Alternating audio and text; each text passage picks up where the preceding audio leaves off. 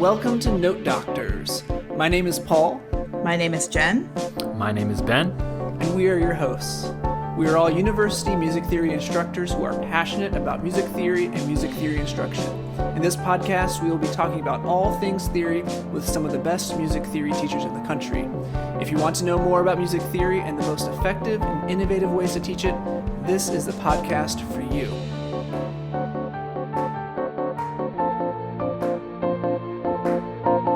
So today, our very special guest is Dr. Rachel Mann. Jenn, tell us a little bit about Dr. Mann. Sure. Rachel teaches at UT Rio Grande Valley. She is one of the creators of the online teaching software called Harmonia, and it will actually grade your part writing for you. So you definitely want to stick around and hear about that. Our discussion today covers so many things, everything from coding to online teaching to connecting with your students. It's just a great chat that we have with her. Yeah, we had some great discussions with Rachel as to her journey into music theory. I'm sure we all have our own stories along those lines. And then just her relationships with her students, her unique situation, and how she came to develop this really high-quality software for music theory and music theory pedagogy. There's a lot of first-generation college students here. Primarily, most of my students are first-generation college students, so it makes me excited to be part of a, sort of plan for someone that they start college, and if they can manage to get through and graduate, they go out and they get a job, and they can actually change their entire socioeconomic status. They can go from one status to another just by being able to get a job as a teacher, or be able to go to grad school and go on and do different things. And the fact that I get to be part of that is really cool and really exciting, and I like it a lot. All right, so we are here with Rachel Mann. We are so pleased for you to join us today. And we thought we would start out with just asking you a little bit about your background. How does someone go from an aspiring young musician to a music theory professor? When they could be making delicious dishes, posting it on Facebook and making a career with that. But you chose music theory. Why did you do that? Well, this is funny. Let's see. I think what I would say is that I grew up in South Texas on a peanut farm. My parents were always very concerned that even though I grew up in rural South Texas and even though I grew up on a farm, they wanted us to be exposed to lots of different things. And so we would go to San Antonio and go to the symphony. We would go see shows. We would go to the theater. We would do a lot of different things like that, to try to see what kind of things we were interested in. And, my brother always wanted to be a farmer. I never did. I love going back home and being on the farm, but it's not something I wanted to do as a career. And so I was in piano lessons. I was in band. I did all of those things. And, my father was in band growing up and did that all through junior high and high school. My mom didn't do anything like that. But what I started to realize is that in high school, I got to be really, really good at it and, could go to contests, could win, could do better than a lot of people around me. And I really fell in love with it. It's something I really liked. But being from rural South Texas, and even though I got to go to the symphony and do things like that, I never imagined myself doing that as a career. I always thought I was going to be a band director. And so I ended up going to Texas Tech with the idea that I was going to, work on all level music education because that would make me really marketable, and that I was probably going to do band directing, but I might have also done elementary music or something like that, depending on where my life took me.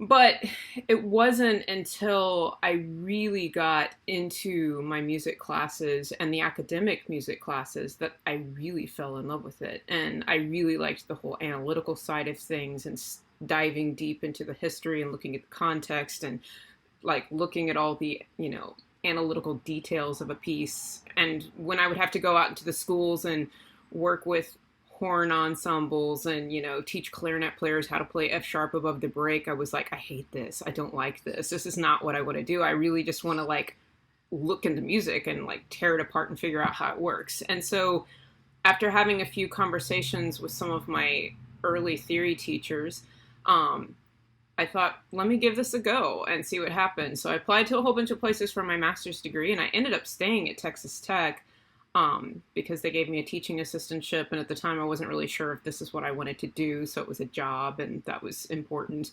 But I fell in love, and I've been doing that ever since. And so I ended up finishing my master's at Texas Tech. I studied a lot of 20th century music and analysis, and then ended up going to UT Austin, which is also kind of comical because when I got accepted to Texas Tech as a master's student, I had talked with Edward Pearsall, who used to be at Texas Tech, and he's like, oh, you should come to Tech and like stay at Tech and study with me, and it's going to be fabulous. And so I got accepted to Tech, and then he left and went to UT Austin, and I was like, I didn't get to study with you. So when I went to UT Austin, I then did study with him then, and the comical part about all of this is that I came from the town of Pearsall, Texas, so like we would have this conversation about like, that's the name of my town. But so it was kind of like there's this big, huge, wide world, and like it still comes like right to where you came from, and I think that was always kind of fun. But from UT Austin, I then ended up getting married, and I followed my then husband to the University of Illinois. And after living there for a year, I then was able to get a job at the university there, and I was the first music theorist that they had in their department who'd stayed for more than a year for time in memoriam, because they're a big composer school, and so all of their composers teach music theory. They didn't have any music theory faculty per se that stayed more than a year. So I did that for 5 years, and then because it was a 1-year appointment that was just 5 years long, I then ended up at UNT for a couple of years, and then I had a tenure track position at UAlbany in upstate New York for a couple of years, and then ultimately made it my way back down to South Texas again. And the thing I love about where I am now is that I can do this thing I absolutely love and adore, but still actually be near family, which a lot of people don't get to do in our field because their jobs are far and few between. So it's nice to have my parents 3 to 4 hours away, have my, nieces and nephews whom I can see grow up, and those things are really fantastic. So sort of long and windy, but, arrived back at where I started. We're all in that boat. None of us are near family, and I know we all, make many long treks home each year to visit family. And thanks for sharing that, because I have a really similar kind of journey into music theory. I intended to be music ed. My parents both strongly encouraged college. I was really successful in music as a teenager. And I think you're a horn player, right? A French horn player? Yeah, so me too. Hey. So we have kind of a similar path to music theory. So we kind of wanted to talk with you a little bit about Harmonia. And so that's actually, I think, how I first met you was at a CMS conference, and you were sitting at your booth looking kind of lonely. And I was like, I should check this out. And it's just an amazing program. And I've been able to use it for a number of semesters with my remedial graduate students who don't pass their entrance exam. And so, but kind of talk a little bit about kind of how you got started with online instruction in the first place. Is that something that kind of started in your own graduate work, or did that happen after you kind of got into teaching? I wish that it had gotten started in my graduate work, because there's so many things I would have done differently had I known that this was the path I was going to take. But when I arrived at the University of Illinois, my colleague whose office was right next door to mine, his name is Heinrich Taube, and he's an algorithmic composer, and a very good one, and has written multiple books on composing with algorithms and that sort of thing. And he had approached me and said, hey, I wrote this algorithm, and it's called Music Theory Workbench, and it's basically an algorithm for analyzing music theory and looking at chorales and stuff like that. And I think that it would be fabulous, and we could learn how to figure out how to grade homework. Because for all of my faculty colleagues at the University of Illinois, who were composers first and foremost and not theory professors, they didn't want to spend any time grading. And none of us want to spend any time grading. Neither do we, yeah. That was the last thing they wanted to do, because they wanted to spend all their time composing. And I understand that. So they were trying to find a way to streamline this. And he's like, can you work with me to see if we could figure out how to make this work? And at first, our conversations started out with like, well, let's just teach our students how to code and then we can do this thing. And I was like, no, I'm having trouble teaching my students that the seventh resolves down and the leading tone resolves up. And now you want me to teach them how to code something that's going to test that? No. And so my contribution, I would say, to this entire project was like trying to keep it real and trying to keep it as intuitive and close to what they would do with pencil and paper as possible. And so our very first iteration of this, we called it Chorale Composer. We wrote a few in-house grants and basically created a graphic user interface for students. And so they would see a piece of music, very similar to what Harmonia does now, but they would see music and it would either have boxes underneath and they would type in exactly what they would have written on paper. And every single analytical symbol that a student writes looks exactly like what they would write on paper, with the exception of the half diminished symbol, because we don't have like Scandinavian keyboards with those already in there. So we had to find a way to make that work. But pretty much all the other ones worked fairly well. And so I was like, that's important. But there were also these occasions where my colleague was like, oh, please don't get hit by a bus, because if you do, no one knows how to code this thing. Because like to make every single exercise, you had to code the entire assignment. And we used a proprietary coding language, which was kind of a combination of HTML and music XML sort of mashed together. And there were very few people in the US who knew how to do this. I did it, my colleague did it. And then there were a couple people who learned how to hack it. And interesting enough, one of those people who learned how to hack the code was Paul Dvorak at UNT. And I think that one of the reasons why I probably got a job at UNT is that, you know, he knew what this was and this work that I did and had worked kind of closely with that early software. So it was kind of interesting. But yeah, a lot of the early stuff was like trying to make it a graphic interface that was user-friendly, that was intuitive as possible, that worked fairly well. And had I known that this is what I was going to be doing, I would have taken like coding classes or learned how to like do some of that stuff. I mean, because I remember learning how to code in like elementary school and junior high, but it was like Pascal, you know, and BASIC and some of that stuff, and like really basic, you know, so having to learn how to do HTML and having to learn how to do music XML and then JSON and a few of these other coding languages and things, like that's been a steep learning curve. So for sure. One of my questions was going to be, what new skills did you have to learn? But you basically just answered that.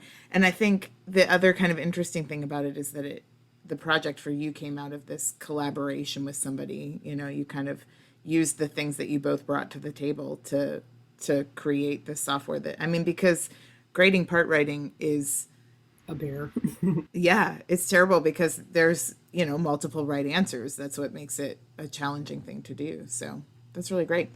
One of the things that, like, I noticed at the University of Illinois and also at like UT Austin and UNT, where there's a very intense competitive environment, I would have a lot of students that, like, if I graded or if my TAs graded students' homework, and they would compare their answers side by side, and they're like, well, this person didn't get this counted off. And I mean, the nice thing about computer graded homework is that everything's counted off.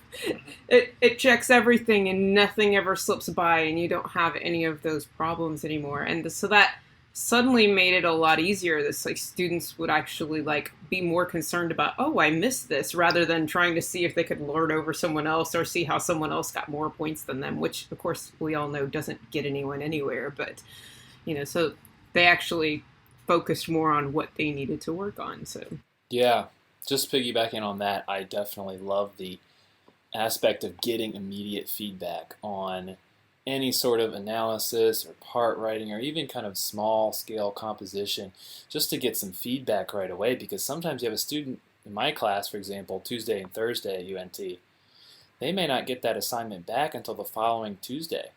Because short of grading it on Wednesday, you know, to get it turned around by Thursday with, you know, for this fall would be 265 plus students.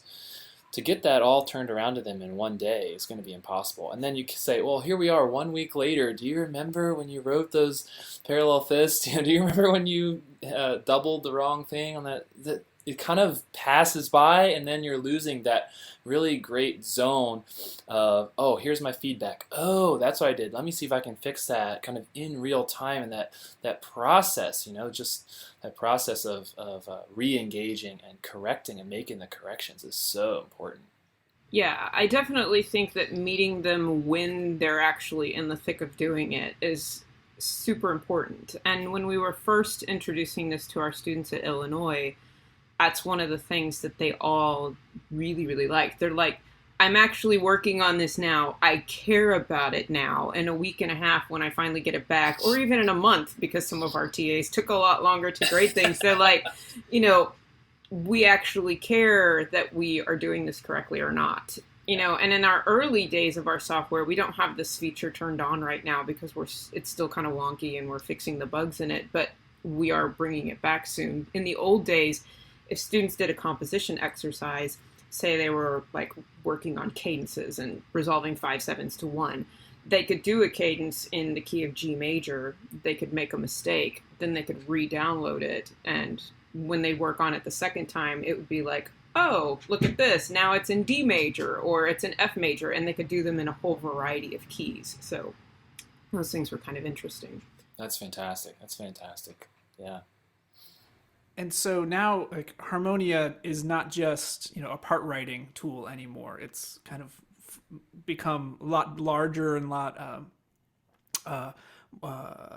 more diverse, and there's a lot more things on it. Can you talk to me about kind of how it went from okay, this is a tool to help us grade part writing to, okay, now this is basically a curriculum resource that you can use for an entire semester or entire multi-semester program? I would say in our early days, it was trying to figure out how to take an individual assignment, put it in our software, and have students do a part writing exercise or an analysis exercise. And then once we switched over to make it Harmonia, the learning curve for learning the actual software as a teacher was still really high. And so one of the things that I wanted to do was to create an entire library of materials so that a teacher could just come in and say, okay, I'm going to create a class and I want this, and this, just like you would with any like textbook and workbook package. Like you could say, okay, well, here's my textbook. Now I'm going to open up this workbook and there's all these exercises and I can use them all, or I can use a few of them, or I can use this one and then bring in this one that I really love from over here. And, you could use it in a wide variety of ways, but we could have ready-made materials. And so that was the sort of impetus behind our Harmonia content library. And then the next thing we did was, well, what if you're working, like when I taught at the University of Illinois and also at the University of North Texas, I was teaching to 100 students at a time or more. And so I'm at a large library auditorium or, recital hall. I'm on a stage. There's a grand piano over here. There's a podium way over here. And I'm walking back and forth. And I'm spending all this time walking. And then a student will ask a question, well, what about this? And it's like, well, okay, I have to leave the computer, leave the piano, now go to this whiteboard that's way over here, and oh, none of the markers work, and none of the people in the back row can see that, and it's like a big pain. And so it's like, can we make ready-made materials just right here from the software?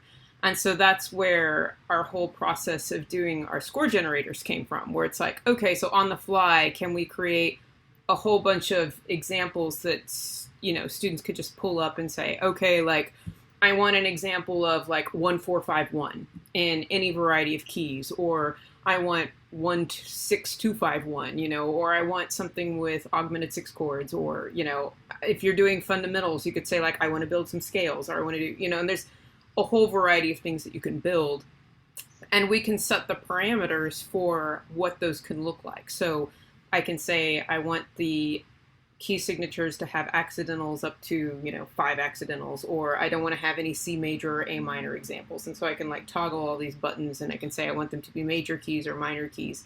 And so then once you start generating material, you click a button and it's like automatically there. And then from there, you decide what you want to do with it. So we also created an ability to from inside the app to say, I want to turn this into a composition exercise. I want to turn it into a figured bass exercise. I want it to be a analysis exercise.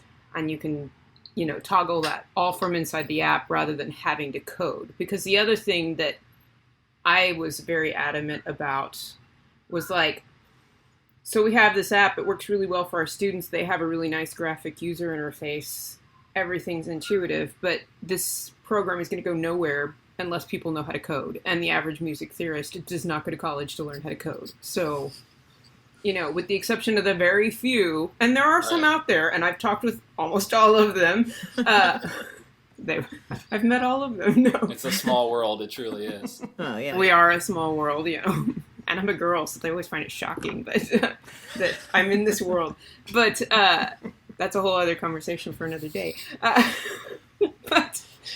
But when I would meet people, I mean, it's like, this program looks really cool, but I have no idea how to use it. So it's like, how do we make a graphic interface for the teacher side of things too? And so that was the main platform from taking Chorale Composer and turning it into Harmonia. The main thing for Harmonia was the fact that it's a teacher side and a student side, whereas Chorale Composer was student side only. I have one question to add on to that if you're open to answering. One of the things that I've liked to do in class more now than I used to do is recompositions. So taking some examples, and a lot of times now taking examples that are outside the canon, trying to be more inclusive, and recomposing them and saying like, okay, well, here's the opening to this Bruno Mars song. What would it sound like if it was this? What would it sound like if it was this? And I have found it so enriching to give the students kind of some feedback on their recompositions. But then, as you say, when you have 150 people in a room at one time, I can't sit there and play 150 recompositions, even though I really value that activity. I think it would be great to get some of that kind of composition on the software, and it sounds like it is possible to do that with what you guys have. So there are a couple of things that Harmonia can do that some people know about and some people don't. But one of the things you can do is you can upload music XML. And so any music XML example you have, you can upload it in the software, and then you can see what Harmonia does with it. Sometimes it blows up because your XML needs to be clean and it needs to be very specific, and we have guidelines on our website on how to do that, because you can't have like voices that just drop out. They need to continue with rests and things like that, so it knows what to look at. But you can also do what we call roll your own analysis, so you can put things in and then add your own analysis, and then students have to write exactly that if they were analyzing it. We are currently working and hope to have it by spring. We were hoping to have it by fall, and it's not going to happen because we've been busy doing this with the pandemic and everything. But we are hoping that like when teachers would write in their roll your own analysis, that the computer actually will learn it. And so like is working with a little bit of AI and that kind of stuff. And so can it actually get to the point where students can actually compose, because they can analyze stuff, but can we create composition exercises with the stuff that teachers are writing in?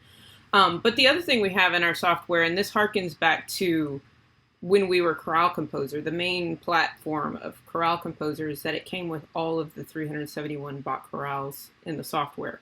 And that still is a feature of Harmonia. You just have to know where to look for it. But all the Bach chorales are in the software, and they're all in as XML. Like the computer doesn't have the analysis attached to them. It just puts them, like the minute you load it onto a page, then it analyzes it.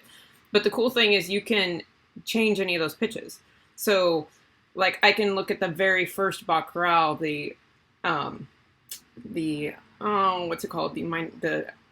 Das Herzen meines Grande, I can't remember. It's one of the first ones.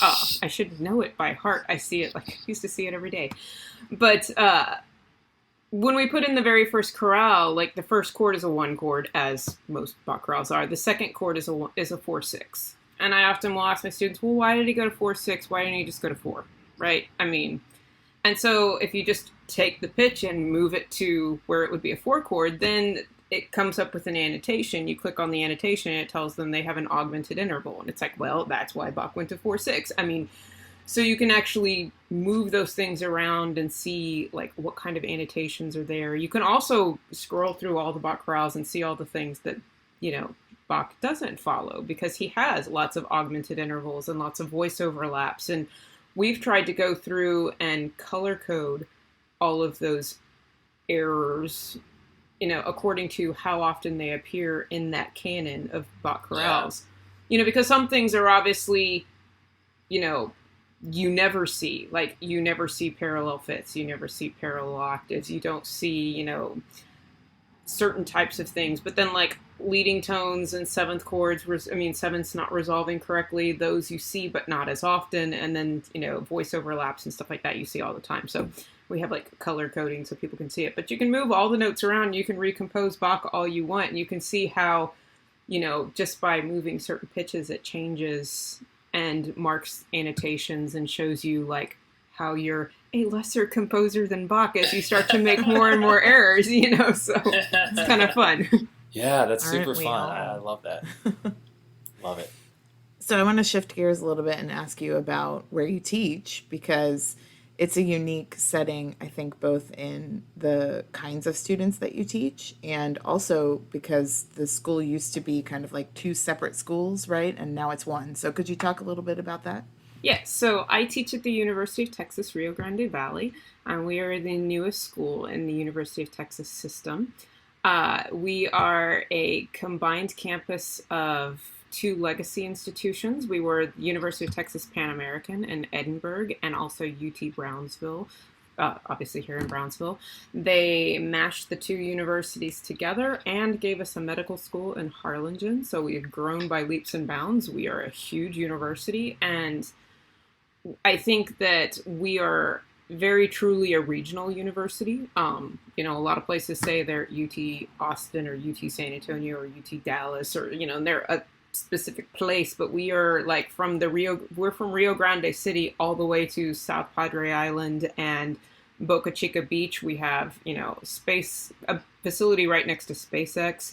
We have facilities on the island for, marine research, and then we have, everything in between. So we do a lot of different things, and it's kind of a fun sort of place to, see the type of research that happens here.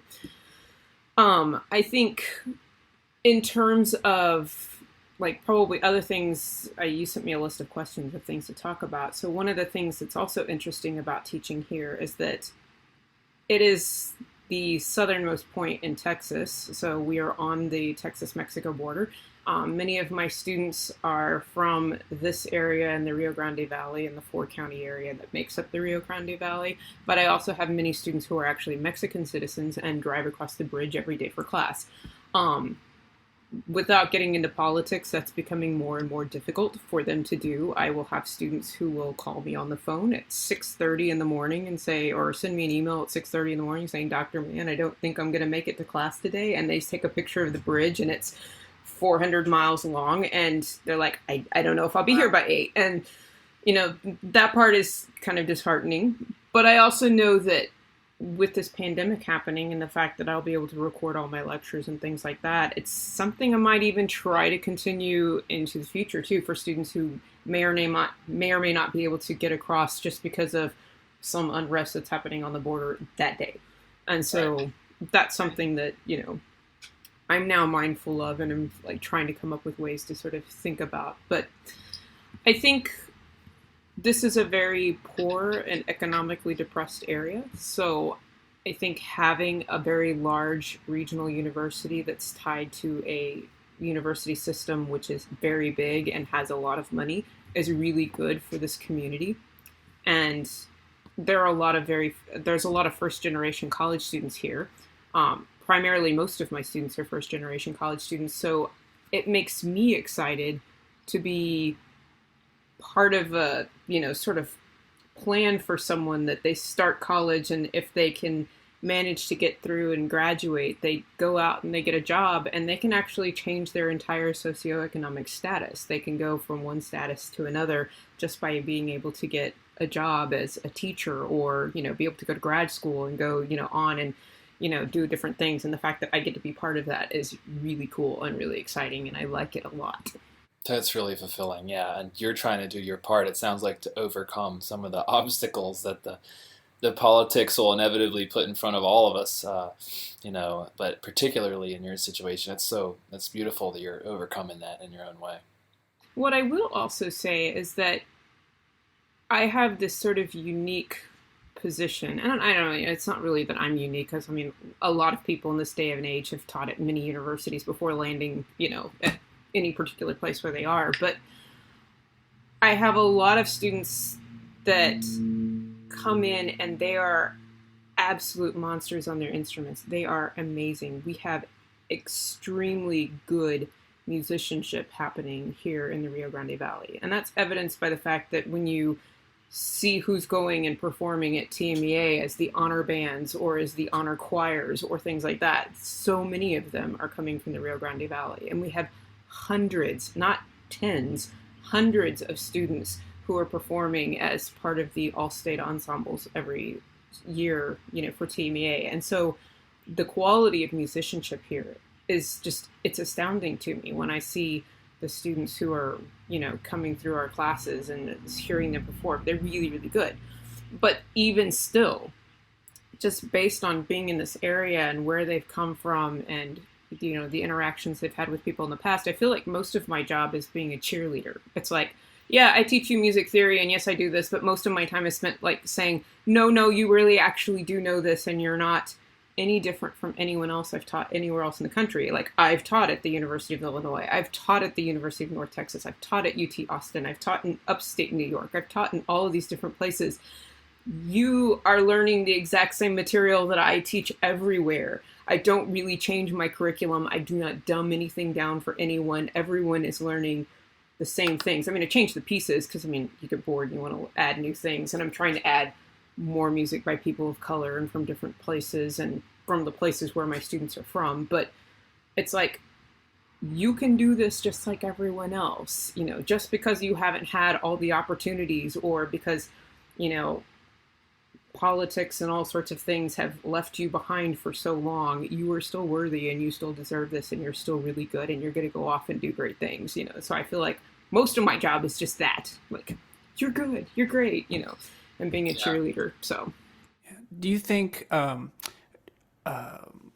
showing more examples by composers of color and different genders is especially significant for your students? I was looking a little bit on the breakdown of UTRGV, and it was like 90% Hispanic as far as the population of the students. And you think about a normal theory class and a theory textbook, it's almost all white, right? And perhaps one of the reasons why students of color who don't fit that box might need more cheerleading, because they're like, is this really for me? Do I really fit here? And it seems like you're addressing that. Yes. And obviously I'm trying to do what I can. I don't do enough. I could do more. Everyone can do more, and I sometimes, a lot of times I berate myself for not doing enough, but I'm also not I'm berating myself for not doing enough with technology. Like, it's never enough. But I have like a couple of instances where I think it is telling. When I teach my freshmen, like 1 and 5, and we're learning about the concept of tonic and dominant and how that works, and we're doing our very first exercises with harmonizations instead of melody harmonization. Sorry, my brain is gone today. When I'm doing that activity, I often bring in some like folk tunes and this and that, and then I bring in these mariachi tunes, right? Because I'm like, mariachis, like all 1 and 5, right? So I bring in these tunes, and we, harmonize them and we do all this stuff, right? And then it's like, they're like, oh, can we sing? I'm like, yeah, let's sing. And they're like, do we have to sing it solfege? I'm like, no, we can just sing it, right? So then it turns into this fight in class about who's more Mexican than the next person sitting next to them, because some people know all the words and some people don't. And the part that really becomes comical to me then is when they look at me and go, oh my God, she knows the words. How does she know the words? And then they look at me as like, this complete, I've told them I'm from South Texas. They know my mother was born here in Brownsville. And then I'm like, I try very hard to tell them I'm like, just like them, but I don't think they really believe it. And then when I start singing, like Cielito Lindo with them in Spanish, and they're like, huh? She's singing Mañanitas. What is she doing? And it's like, I'm from the same place you are from, So it becomes kind of funny. And then it's like they invite me into their community. And I think that that's important. And I think they also recognize then and there that I value their music, and it's my music too. I mean, I know these songs because I listen to these things too. I mean, I grew up in South Texas. And I think the other part that was telling for me was I was working with a graduate student at the University of Illinois, even this past year, even though I've been gone for many, many years. One of my former grad students went off. She was a bassoon player. She went off, got a job at working with the symphony and at the university in Monterrey, Mexico.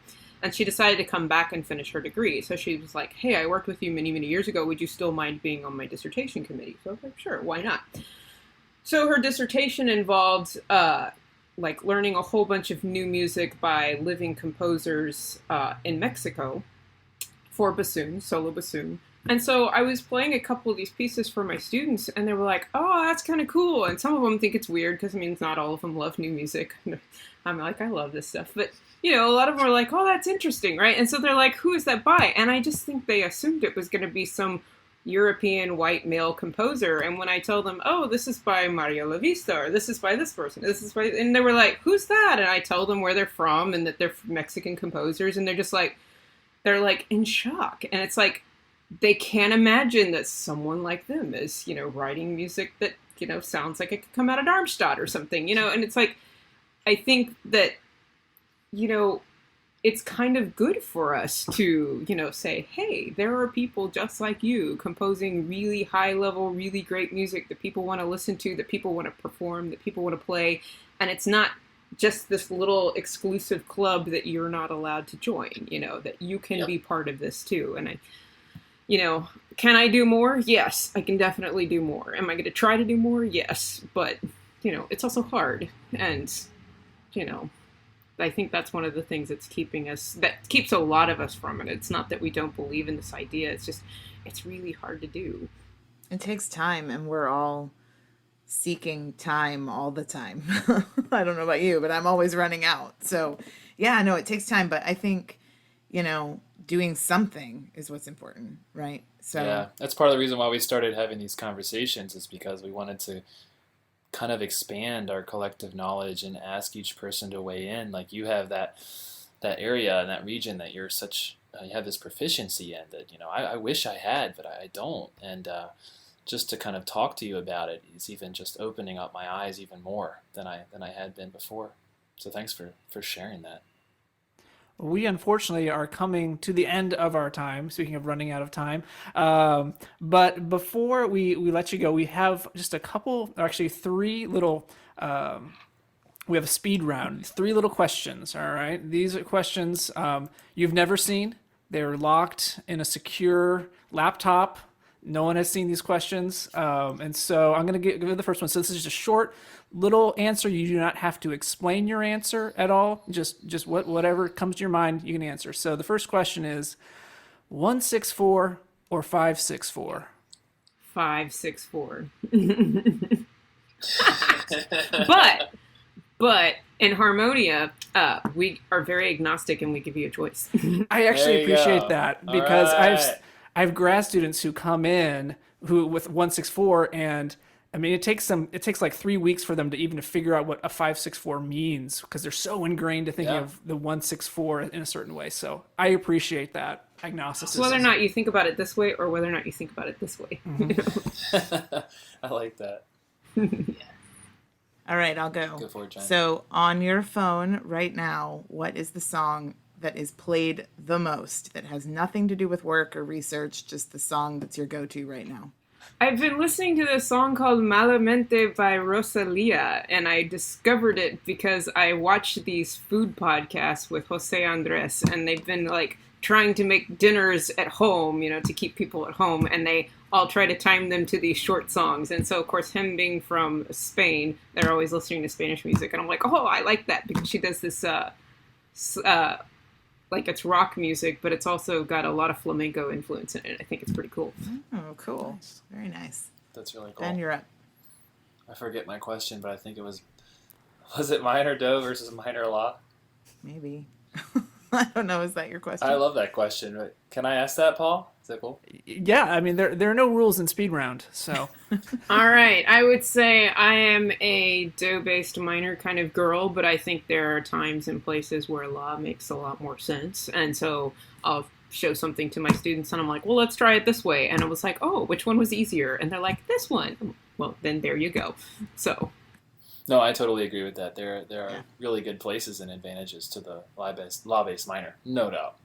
I mean, I think if you're modulating, among relative keys, I think it's beautiful. So, Yeah, and I learned with law-based minor actually as an undergrad. So, Yeah, and it serves you well. Mm-hmm. Yeah.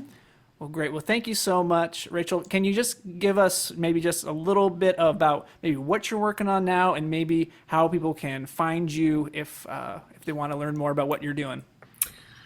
Right now, I am working on making video support for Harmonia. So you can find us at www.harmonia.iliacsoftware.com. And if you click on any of the video support pages, you won't see my shining face, but you'll hear my lovely voice. So if you miss me, that's how you can hear me. And aside from that, the other big research project I am working on is I am also a Roberto Gerard scholar. He's the only Iberian Spanish Catalan composer who studied with Arnold Schoenberg. And I study specifically his serial and 12-tone music. And so I'm in the middle of working on a book proposal to write a book on Gerard with a colleague of mine in England. So hopefully that will be accepted and people will find it and you will be able to find it in a bookstore near you. So we'll see. Fingers crossed. So that's our show. Thank you so much for listening to Note Doctors, the music theory and pedagogy podcast. We will be back with more interviews with professors and teachers who will be dropping all sorts of theory knowledge for your education, edification, and enjoyment. So until then, bye-bye.